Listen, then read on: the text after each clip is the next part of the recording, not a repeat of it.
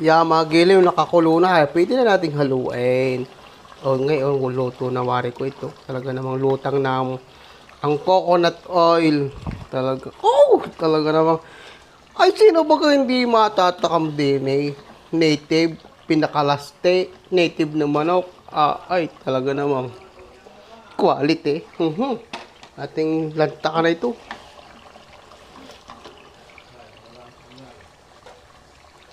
Hoop! Ano yung mga favorite ng mama eh? Paa, ulo, balikat, ulo. Yan!